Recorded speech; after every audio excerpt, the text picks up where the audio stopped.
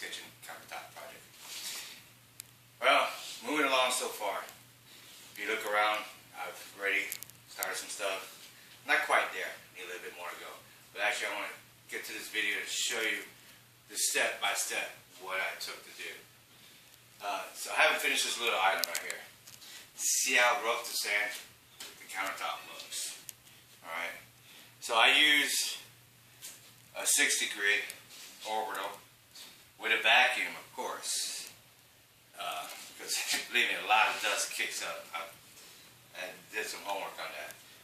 So I moved up from a 60, I went up to a 300, 320 actually, and I think it was a 500 to get it down smooth. So you can see the roughness it is right now. This is the way it looks when you take the mold off and when it dries.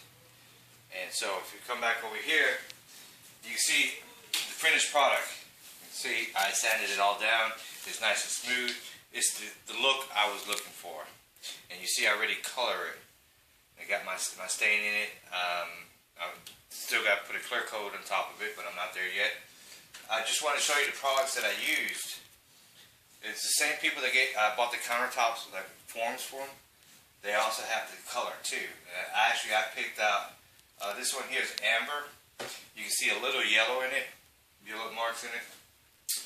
This one here is called snow. It's actually white.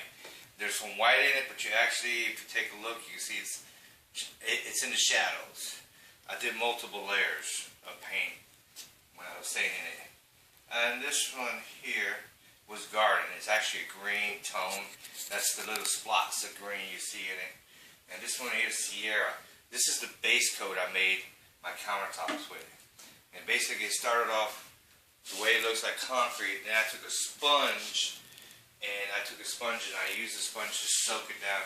And actually I did 2 coats of it. I actually have enough to finish that little one right there. And this is a clear coat to put on top of it to seal it. But I want a little bit more of a shine, so I'm going to do a little bit more research on it, which one to get. Because there's different varieties. But since this is a kitchen, you want it to be safe for the kitchen. Since you're putting, utensils, your plates, food, so forth. And I finally got my sink in.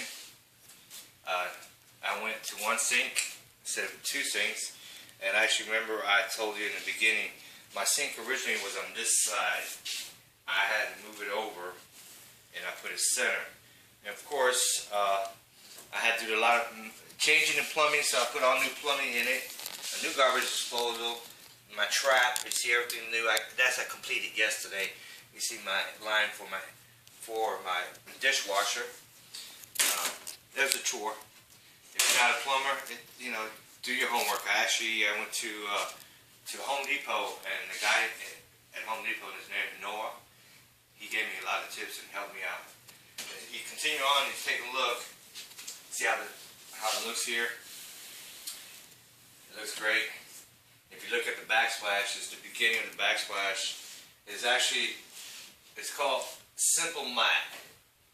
So instead of using grout and texture sticking it onto the wall, I went this way. Simple Matte. Basically, it sticks onto the wall, but then your backsplash, you see the backsplash I choose, sticks to it. Then you come back and you can grout it. And run your silicone and seal it down here at the bottom so no water doesn't fall behind the counters. Again, you get to look at the counter. This has here more of a shine because I'm doing stages to see how shine I want it to be. But I'm not quite done yet. I still got a little bit more to go. Not quite much. Basically, I still got put in the filler to fill in the big old void you got right here for the dishwasher. It's kind of weird. I still got to hang up the light over the sink, additional to the light that's above me. Beautiful light. Found it on, I think it was on Amazon.com, but there we go. But then I realized after I put my stove in, my stove was too short. So I came in, and of course, you see the frame I made for it to lift it up, because actually there was a 2-inch gap from the top of the stove to the top of the counter, and basically it's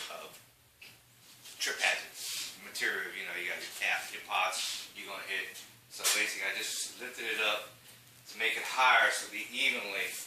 And I still got a little bit more to go, but I just wanted to make this video to show you how far I've gone on this project. And a lot of support to my friends and family. Actually, I want to give a shout out to my friends, Kat, Vinny, Kaden, and the Slab crew. They're good guys. They support me. They see my video.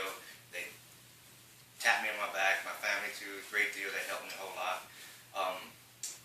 After I finish this project here, I got another one I'm going to make. It's basically, I'm going to make a table in the garage for a garden table for plots. You know, you could have your pots in it. But I'm going to use the concrete that has rocks in it.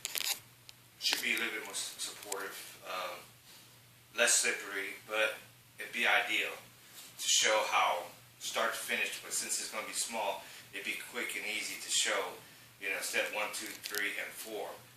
Instead of me making all these videos. Of course, a one man doing this job with his family takes a while. I mean, I don't do this for a living.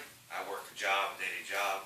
So any free time I have, or anytime I get home early enough, I get onto it.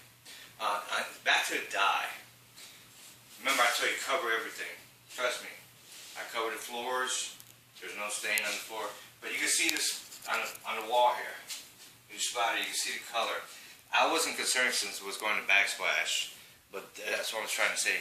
Make sure you cover it up. Because basically, you can only use a sponge to put your primary color down. But then all the remaining colors that you're going to add to it, the way it looks, if you take a good look at it, you can see some yellows more than others. You're going to have some greens and reds and whites. It's actually, I use a spray bottle. And the trick with the spray bottle is not to pull the trigger all the way. It's just a quarter of a pull. And believe me, it's going to splat. And you definitely want to cover everything. Now, you see, I can cover my cabinets. And look how good they look. I still got to put a sealer on it. But I protected everything and didn't concern about my back because you see how it looks. I just kept on going. And you can see the colors on there, green. You got some white right there. But I am happy with the way it came out. The way it looked for my first time. And I'll probably be making, like I said, I'll be making another project in the garage for a little table over here. But for right now, to all my friends, thank you, and I'll see you on the next video.